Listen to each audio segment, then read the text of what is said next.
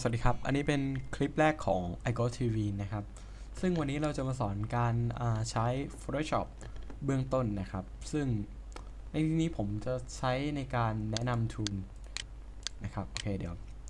ขั้นแรกครับ Photoshop ที่เราจะใช้ในซีรีส์นี้นะครับ ก็คือ Photoshop CC นะครับ ซึ่งคุณสามารถดาวน์โหลดได้ที่เว็บหลักของ Adobe เลย ซึ่งหลังจากดาวน์โหลดมาแล้วเนี่ย คุณสามารถทดลองใช้ได้ทั้งหมด30 วัน ซึ่ง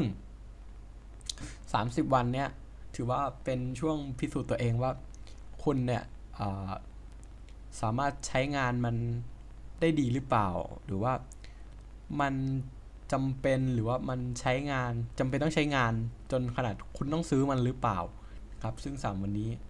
ก็เป็นช่วงพิสูจน์นะครับ ซึ่งผมคิดว่าใน30 วันนี้นะครับ เราสามารถเรียนรู้อะไรจากมันได้เยอะเลยนะครับ ถ้าคิดว่าเฮ้ยมันดีเราใช้เป็นก็แนะนำให้ซื้อนะครับโอเคก็ขั้นแรกก็กดไปที่เปิด Photoshop CC ขึ้นมานะครับด้วยการดับเบิลคลิกที่ตรงนี้นะครับโอเคปิดไปนะครับซึ่งเรามาที่แรกเลยเราจะเห็นเป็นหน้าต่างแบบนี้นะครับโอเคซึ่งเริ่มต้นสร้างไฟล์ก็ไปที่ไฟล์นะครับก็ new อันนี้เป็นเลือกขนาดนะครับซึ่งตรงเนี้ยเราสามารถเลือกเป็นขนาดแบบต่างๆได้โดยเฉพาะเนี่ยครับมีฟังก์ชันเนี่ยน่าสนใจนะครับบางคนว่าเฮ้ยจะออกแบบหน้าปกกระดาษหน้าปกหนังสืออะไรเงี้ยแม่งขนาด A4 แล้วไม่รู้ว่าขนาดเท่าไหร่นะครับจริงๆเราไม่จำเป็นต้องไปเปิดดูนะครับเนี่ยครับเราก็จะมีอันนี้เป็นกระดาษของทางฝั่งอเมริกานะครับนี่จะมีเป็นขนาดของแต่ละแบบให้นะครับแต่ว่าพวก A4 เนี่ยกดที่ International Paper นะครับนี่ก็จะมีให้ครับว่าเป็นยังไงนะครับโอเคสมมติเราต้องการขนาดA3 แล้วกันเดี๋ยวไปก่อนนี่เป็นโฟโต้เป็นขนาดนะครับซึ่งมีหน่วยเป็นอินนะครับนิ้วนั่นเองอันนี้เป็นในรูปแบบเว็บนะฮะก็ Mobile App Design สำหรับ iPhone 6 Android อะไรอย่างนี้นะครับลองไปเปิดเล่นกันดูในส่วนของฟิล์มและวิดีโอเนี่ยผมออกตัวก่อนว่าผมไม่เคยใช้นะครับอันนี้ก็ไอคอนไอคอนกราฟีรู้สึกว่าน่าจะเป็นการออกแบบไอคอนนะครับผมไม่เคยใช้เช่นกันส่วนคัสตอมเป็นการสร้างแบบกำหนดเองซึ่งปกติเราก็จะไม่ default ก็คัสตอมนี่แหละครับแต่ว่าในที่นี้ผมไม่อยากกำหนดเองนะครับผมขอเลือกเป็นinternational paper นะครับหรือว่าในไทป์ซึ่งที่บอกไปก็คือ A3 ซึ่งเราสามารถเปลี่ยนหน่วยได้ครับมีพิกเซลนิ้วเซนติเมตรมิลลิเมตรพอยต์พิคัสคืออะไรครับไม่รู้คอลัมน์หรือว่าเป็นพิค่าเอาเป็นว่าผมจะหน่วยเป็นพิกเซลแล้วกันนะครับอันนี้น่าจะเป็นความกว้างอันนี้ความสูงนะครับส่วน resolution นี่ก็คือเขาเรียกอะไรความความละเอียดนะครับน่าจะแปลว่าความละเอียดอันนี้เป็น color mode นะครับ RGB เนี่ยเป็นโหมดปกติแต่ว่า CMKY เนี่ยเขาบอกว่าเหมาะสำหรับการออกแบบพวกสิ่งพิมพ์นะครับก็เวลาเราจะพิมพ์ก็เลือกเป็น CMKY ก็ได้CMYK ก็ได้นะครับเพราะถ้าเล่นธรรมดาก็ RGB ก็ได้ส่วนเรื่องว่า2อย่างนี้เป็นยังไงก็ลองไปเปิดอ่านในเว็บดูนะครับโอเคสร้างขึ้นมาเลยนะครับจะเห็นว่าปกติเนี่ยมันจะไม่มีตัวนี้ใช่ไหมครับซึ่งตัวเนี้ยก็คือเป็นสิ่งที่สำคัญอย่างหนึ่งครับเดี๋ยวเราจะมาพูดถึงทีหลังจากเราแนะนำ tool เสร็จหมดนะครับซึ่งผมจะไม่พูดถึงแถบด้านบนนะครับเพราะว่าก็มันคืออะไรก็ลองไปเปิดเล่นดูเองนะครับโอเคมาเลือกกันที่ทูลแรกครับทูลแรกก็คือเป็นเมาส์ธรรมดานะครับใช้ในการย้ายอ็อบเจกต์อะไรอย่างเงี้ยครับซึ่งก็คือเมาส์นั่นแหละครับใช้อะไรก็ผมก็คิดว่าน่าจะรู้อยู่แล้วนะ ต่อไปเป็น selection นะครับซึ่งในตัว selection เนี่ยมีมันมี4อันนะครับมันก็คือการ selection แบบธรรมดาซึ่งเป็นสี่เหลี่ยมนะครับอันต่อไปก็เป็นวงรีนะครับวงรีเพราะว่าถ้ากดชิปแล้วมันยังเป็นวงรีอยู่แล้วมันเป็นวงรีนะครับโอเคหลายคนเริ่มใช้เนี่ยงงเฮ้ยแล้วกูจะยกเลิก selection ยังไงนะครับกด Ctrl D เพื่อยกเลิกโอเคสร้างมาไม่ถูกใจยกเลิกแล้วก็ทำใหม่อะไรอย่างนี้นะครับเดี๋ยวผมขอกลับมาที่การ import ก่อนการ import เนี่ยเราจะ import มาจากตัวนี้ไม่ใช่วะ อะไรวะ import เหรอผมไม่เคย import แบบเนี้ยผมขอยอมรับเลยปกติผมใช้ในการลากเข้ามานะครับลากเข้าแล้วมาวางนี่ครับนี่ถือว่าเป็นการ import ที่ปกติผมใช้นะครับโอเคในเมื่อเราน่าจะรู้แล้ว import ก็ลากเข้ามาวางนะครับเมื่อกี้ selection ใช่ป่ะต่อไปเป็น single row ก็คืออันนี้จะเป็นเหมือนเส้นนะครับเป็นเส้น selection ในแนวขวางนะครับส่วนนี้ก็แนวตั้งนะครับอันนี้ตอนจริงเริ่มต้นจะเป็นนี้ซึ่งมันก็คือสิ่งหนึ่งที่เราใช้ในการตัดส่วนที่เราต้องการนะครับเนี่ยครับมันจะสร้าง selection ขึ้นมาเราสามารถลบได้โทษนะครับสามารถลบได้กดกลับก็กด Ctrl Z นะครับซึ่งหลายคนสงสัยถ้ากด Ctrl Z ปั๊บกดไปกดมาเนี่ยมันจะเป็นอย่างเงี้ยแต่ว่าถ้าเราจะย้อนกลับไปอีกนะครับเรากด Ctrl Alternate แล้วก็ Z นะครับแล้วเราจะสามารถย้อนกลับได้มากกว่า1ครั้งนะครับโอเคซึ่งในคู่มือในหมวดเนี้ยเจ้าตัวที่3เนี่ยมันใช้ในการตัดเหมือนกันทั้งหมดเลยครับถ้าอยากรู้ว่ามันเป็นยังไงเนี่ยก็กดลองใช้ดูนะครับส่วนนี้จริงๆมันจะคือเนี่ยครับมันตอนแรกมันอยู่เนี่ยอันนี้จะเป็นเหมือนบัตรที่เราใช้ในการ selection นะครับในลักษณะของบัตรส่วนในนี้ก็คือ Magic Wand Magic Wand เนี่ยจะเป็นการมันจะเลือกให้อัตโนมัตินะครับไม่เหมือนบัตรอย่างเงี้ยเราก็คือค่อยๆเลื่อนไปตามที่เราต้องการได้นะครับเลื่อนไปด้านบนนี้อีกอะไรอย่างเงี้ยจะได้นะครับแต่ว่าMagic Wand เนี่ยมันจะเลือกให้เลยนะครับโอเคต่อไปเป็น Crop Tool นะครับผมไม่ขอพูดถึงไอ้3ตัวด้านล่างนะครับเพราะว่าผมไม่ค่อยได้ใช้Crop Toolตัวนี้คืออะไร Crop Tool ตัวนี้ใช้ในการเลือกเฉพาะส่วนที่เราต้องการแล้วจะทำให้รูปเหลือแค่ส่วนนั้นนะครับหรือว่า crop ส่วนที่เราต้องการแค่นั้นนะครับสมมุติผมต้องการแค่รูปเนี้ยโอเค crop มาแค่นี้ปั๊บกด enter ครับแล้วจริงๆมันทำได้นอกจาก crop เพื่อตัดเฉพาะส่วนที่เราต้องการเนี่ยเราสามารถขยายมันออกได้ครับเนี่ยเป็นอย่างนี้ครับเนี่ยจะทำให้ภาพมันใหญ่ขึ้นนะครับเห็นไหมครับนอกจากเราสามารถใช้ในการ crop เท่านั้นเนี่ยเรายังใช้ในการขยายภาพได้อีกด้วยนะครับอันต่อมาอันนี้ผมขอพูดเฉพาะอันแรกนะครับเพราะว่าอันด้านล่างผมไม่ได้ใช้นะครับโอเคส่วนแถวนี้ก็คือการพวกสร้างเลเยอร์เดี๋ยวเราจะมาพูดถึงกันนะครับโอเคอันนี้เดี๋ยวผมระบายสีขึ้นมาก่อนถูกแล้วกดผิดระบายสีขึ้นมาก่อนปั๊บอันนี้เป็นการดูดสีนะครับอันนี้จากตรงนี้เป็นสีดำเนี่ยผมต้องการดูดสีจากนี้ตัวนี้เป็นสีแดงดูกับตัวนี้ก็เป็นสีดำเหมือนเดิมนะครับซึ่งตัวเนี้ยเป็นสิ่งที่ใช้ในการดูดสีแต่ซึ่งปกติเนี่ยเราไม่ได้ใช้มันโดยตรงนะครับปกติได้ใช้นะแต่ว่าก็จะไม่กดกันตรงนี้ครับก็จะไปเขาเรียกอะไรกดตรงอื่นนะครับซึ่งก็คือกดผ่านบลัชนั่นเองครับเพราะว่าจริงๆถ้าบัตรเนี่ยเรากด alternate ปั๊บเนี่ยมันก็คือเครื่องมือเลือกสีให้เลยขอโทษครับเลือกสีให้เลยแล้วเราก็ได้สีที่เราต้องการมานะครับนี่ครับอยากได้สีขาวก็กด add แล้วก็มาระบายสีอย่างนี้เลยส่วนไอ้พวกเนี้ยมันเป็นทูลที่ใช้ในการแต่งภาพซึ่งผมไม่ได้ใช้นะครับแต่ว่า มันจะใช้ในการประมาณว่าซ่อมภาพนะครับก็ลองไปเปิดเน็ตดูก็แล้วกันว่าในชื่อทูลแต่ละตัวเนี่ยใช้ยังไงผมขอข้ามไปแล้วกันนะครับต่อมากลับมาที่บัตรของเราซึ่งตัวเนี้ยด้านบนเนี่ยก็คือสามารถเปลี่ยนไซส์ได้นะครับเปลี่ยนขนาดได้อันนี้เปลี่ยนเป็นเขาเรียกอะไรน้ำหนักหรือเปล่า ประมาณว่าการฟุ้งกระจายของมันนะครับเนี่ยครับอันเนี้ยหัวฟุ้งเนี่ยก็คือความน้ำหนักการกดเนี่ยมันก็จะน้อยนะครับก็0%นะครับโอเคแล้วถ้าเราจะเปลี่ยนบัตรเนี่ยเราต้องมาเปลี่ยนที่ขนาดที่ตรงนี้ตลอดเลยเหรอ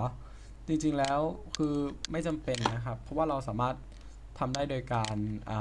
กด alternate แล้วก็คลิกขวาครับเนี่ยจะเห็นว่าคลิกขวานะครับจากบัตรปกติตอนแรกสมมุติอยู่อย่างนี้นะครับขนาดเท่านี้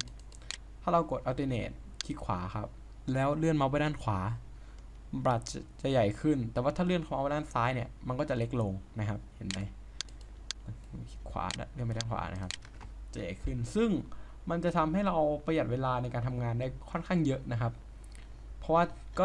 ถ้าเรากดในคีย์บอร์ดแล้วทำไปด้วยเนี่ยก็ดีกว่ามานั่งกดตัวนี้แล้วก็เปลี่ยนไปเรื่อยๆอย่างเงี้ยครับ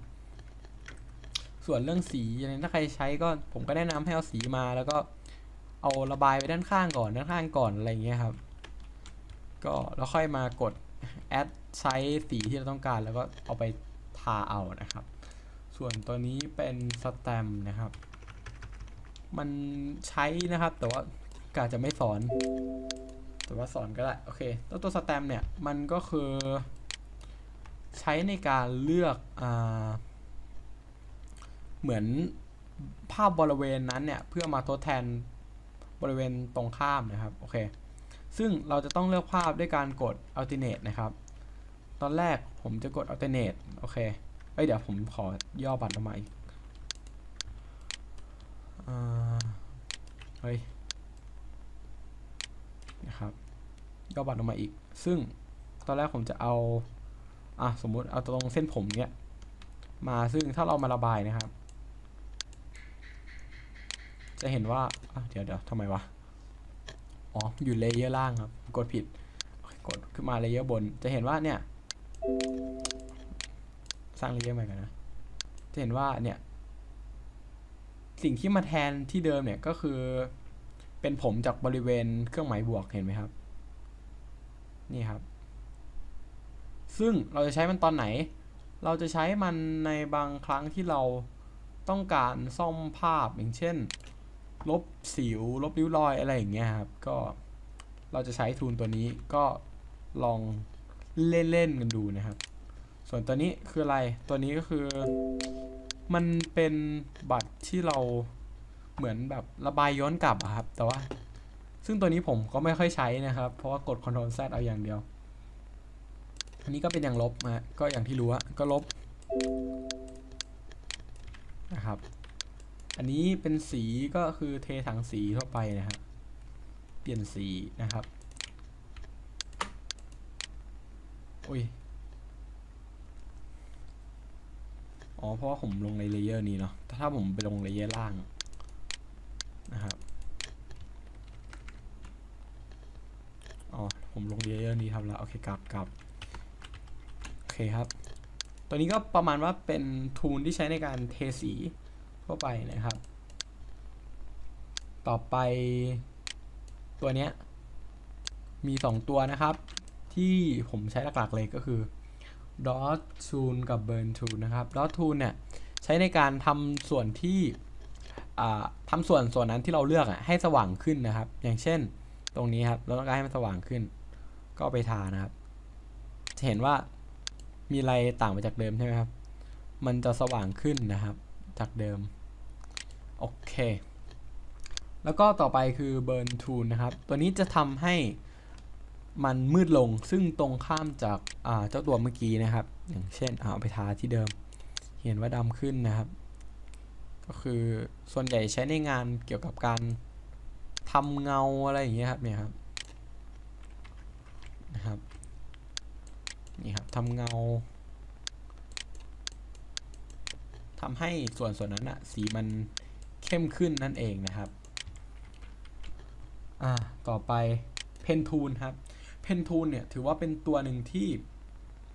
ผมว่าถือว่าสำคัญมากในการตัดภาพนะครับเดี๋ยวผมเอาภาพนี้ก่อนโอเคภาพนี้นะครับเพนทูลหลายคนอาจจะใช้ไม่เป็นนะครับแล้ววิธีการใช้เพนทูลเนี่ยมันไม่ยากเลยนะครับง่ายๆจุดแรกถ้าเราจะตัดภาพด้วยการใช้เพนทูลใช้เพนทูลจุดลงไปปั๊บแล้วก็ตัดไปอย่างเงี้ยครับขอโทษใหม่จุดไปนะครับจุดแรกไปแล้วก็ไปเลือกจุดที่2เลือกจุดที่2ใช่ไหมครับจากนั้นถ้าคนไม่รู้เนี่ยถ้าเราจะให้มันโค้งเงี้ยเขาก็จะทำอย่างเงี้ยใช่ไหมครับแล้วก็เลื่อนไปให้มันพอดีอะไรอย่างงี้ใช่ไหมครับแล้วก็จะมาตัวเนี้ยปั๊บเห็นไหมครับว่ามันจะมีส่วนหนึ่งนะครับที่มันโค้งไม่ได้รูปนะฮะวิธีแก้ง่ายๆครับทำเหมือนเดิมจุด2จุดใหม่ปั๊บแล้วเรามาเลือกตรงที่มันเป็นเคิร์ฟนะครับแล้วกดเพิ่มจุดด้วยการกดเมาส์ลงไปนะครับจะเห็นว่าแถวๆตรงเครื่องหมายเพนทูลเนี่ยจะมีเครื่องหมายบวกอยู่ซึ่งเป็นการเพิ่มจุดนะครับโอเคผมจะเพิ่มจุดลงไปปั๊บพอเพิ่มจุดแล้วนะครับเราก็กด Ctrl เพื่อลากจุดนะครับเพื่อให้ได้ตามที่เราต้องการซึ่งจะเป็นแบบนี้นะฮะถ้าเราต้องการลบจุดก็ปล่อย Ctrl นะครับจากนั้นก็กดไปที่จุดที่เราต้องการลบครับปั๊บมันจะลบนะฮะโอเคถ้าเพิ่มจุดก็กดเพิ่มใหม่กดลากใหม่นะครับแล้วก็ทำอย่างนี้ไปเรื่อยๆนะครับซึ่งขั้นอย่างเงี้ยผมว่ามันเก็บงานได้ค่อนข้างละเอียดนะครับละเอียดกว่าพวกMagic Wand หรือว่า Quick Selection Tool อะไรอย่างเงี้ยนะครับก็ถือว่าเป็นทุนตัวหนึ่งที่ต้องใช้ครับผมว่าต้องใช้โอเคเดี๋ยวผมจะลองตัดภาพให้ดูแต่ว่าผมไม่ขอตัดพวกผมอะไรอย่างนี้นะครับเดี๋ยวจะว่าเพราะว่ามันต้องใช้เวลานะครับผมจะลองตัดเอาแบบคร่าวๆแล้วกันนะครับ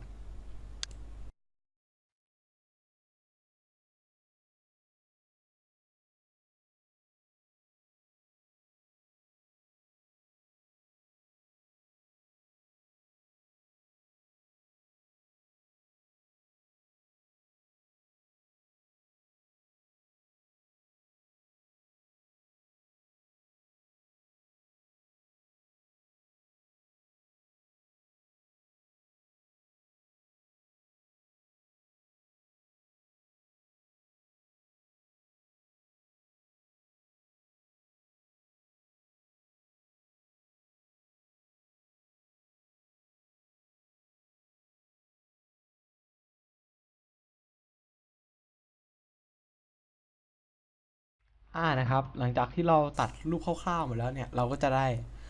รูปเป็นลักษณะประมาณนี้นะครับซึ่งถ้าเราจะสร้าง selection นะครับมองขึ้นไปด้านบนครับเนี่ยจะมีการ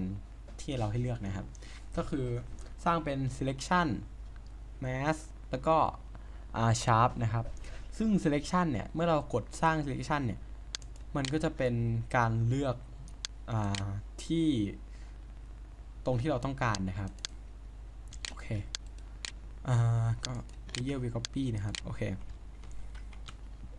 แต่ว่าถ้าเราเลือกเป็น mask นะครับลองเลือกเป็น mask ดูปั๊บจะเห็นว่าพื้นหลังถูกลบไปนะครับจะเหลือแต่ส่วนที่เราเพนทูลไว้นะครับและถ้าเราเลือกเป็นชาร์ปล่ะปั๊บสิ่งที่เราได้มันก็คือเดี๋ยวจะเป็นชาร์ปตัวหนึ่งนะครับนี่มีลักษณะแบบที่เราตัดมาเลยนะครับซึ่งเราก็ได้เรียนรู้วิธีการใช้เพนทูลคร่าวๆไปแล้วนะฮะเดี๋ยวมาตัวนี้ก่อนถ้าเรากดมาที่ selection นะครับตัวนี้คืออะไรตัวนี้คือความฟุ้งนะครับอย่างเช่นผมใส่ไป20ปั๊บเดี๋ยวแล้วก็ copy ไปเรื่อยๆต่อไปนะครับจะเห็นว่าขอบมันค่อนข้างฟุ้งนะฮะเห็นไหมครับเพราะมันจะเป็นลักษณะฟุ้งด้านข้างถ้าเราไม่ใส่เนี่ยมันก็จะไม่มีตัวนี้นะฮะต่อไปเป็น text นะฮะก็เป็น text ทั่วไปเลยครับก็พิมพ์ข้อความที่ต้องการเปลี่ยนฟอนต์อะไรอย่างนี้นะครับต่อไปตัวนี้เป็นเมาส์อันนี้เป็นเมาส์ที่ ใช้ในการเลือกไปมาอะไรอย่างนี้นะครับไม่เกี่ยวกับตัวเนี้ยซึ่งใช้ในการเลือก Object นะฮะแต่ว่าตัวนี้ต่อไปมันจะอยู่อย่างนี้เป็นตัวที่ใช้ในการสร้างชาร์ปนะครับซึ่งเราสามารถได้ทั้งสี่เหลี่ยมนะครับสี่แบบไม่เหลี่ยมนะฮะจะเป็นแบบไม่เหลี่ยมอย่างนี้แล้วก็วงกลมอันนี้ก็หลายเหลี่ยมซึ่งเราสามารถกำหนดเหลี่ยมเองได้มุมบนตรงนี้นะครับผมต้องการ15เหลี่ยมนี่จะเป็นลักษณะแบบนี้นะครับนี่แล้วก็อันสุดท้ายลายผมขอข้ามนะครับเพราะลายก็เป็นการสร้างเส้นเฉยๆอันสุดท้ายเนี่ยคอสซอมเป็นการเลือกเชฟที่เราลงไว้นะครับซึ่งเราสามารถลงได้ที่หลังสามารถลงจากอินเทอร์เน็ตแล้วมาลงได้นะครับต่อมาอันนี้เป็นการเหมือนยังไงอะประมาณว่าเลื่อนมุมครับมุมมองปั๊บไปมาอะไรอย่างนี้นะครับซึ่งถ้าเรากลับคืนกดชิปนะครับมันจะกลับคืนให้แล้วก็ต่อไปเป็นสิ่งที่ผมได้กล่าวไว้เมื่อกี้นะครับก็คือรูเลอร์หรือไม้บรรทัดนะครับซึ่งวิธีการเอาไม้บรรทัดหนึ่งคือกด Ctrl R นะครับเราจะได้เส้นไกด์ไลน์มาแบบนี้นะครับเส้นนี้เรียกว่าไกด์ไลน์นะครับ2ไปที่วิวนะฮะรูเลอร์นะฮะเดี๋ยวเอาใหม่เนี่ยไปที่วิวแล้วติ๊กรูเลอร์ตรงนี้นะครับปั๊บแล้วมันจะปรากฏเป็นตัวนี้ขึ้นมาซึ่งไกด์ไลน์ตัวนี้มีประโยชน์อย่างไรนะครับประโยชน์ของมันเนี่ยผมคิดว่าสำคัญมากนะครับใช้ในการกำหนดเขาโครงของงานเลยทีเดียวนะครับเช่นสมมุติเราจะออกแบบเว็บไซต์เนี่ยไกด์ไลน์เนี่ยถือว่าสำคัญเป็นตัวที่สำคัญตัวหนึ่งครับเพราะว่าเราจะกำหนดlayout งานได้คร่าวๆนะครับแล้วก็เราสามารถกำหนดไกด์ไลน์ได้อย่างก็คือไปที่วิวแล้วก็ new guide นะครับเราสามารถใส่เป็นตรงที่เราต้องการได้ซึ่งเราสามารถใส่เป็นครึ่งหนึ่งก็ได้ซึ่งใส่เป็น50% นะฮะโอเคตรงนี้เส้นไกด์ไลน์จะมีอยู่ตรงกลางให้เราแล้วนะครับซึ่งในกรณีที่เราอยากใส่ไกด์ไลน์ไว้ตรงกลางงานใส่ผลงานไว้ตรงกลางงานนะครับซึ่งเราก็ทำไกด์ไลน์มาตรงกลางงานจากนั้นก็ไปเลือกที่ผลงานของเรานะครับปั๊บกด Ctrl T มันจะมีตรงนี้ครับเห็นไหมครับตรงจุดตรงเนี้ยเราก็เลื่อนมาไว้ตรงกลางนี่มันก็จะกางให้เราแล้วนะครับโอเคครับสำหรับทูลที่ใช้คร่าวๆก็มีประมาณนี้นะครับเพราะว่าถ้าคุณสนใจนะครับก็ลองไปอ่านในอินเทอร์เน็ตดูว่าทูลแต่ละตัวใช้ยังไงจากนั้นก็ลองเอามาประยุกต์ใช้ตามที่เราต้องการนะครับสำหรับวันนี้ก็จบคลิปไปเพียงแค่นี้นะครับเดี๋ยวเราจะมาต่อในคลิปต่อไปในการทำเวิร์กช็อปต่างๆนะครับก็ขอบคุณที่รับชมจนจบนะครับขอบคุณครับ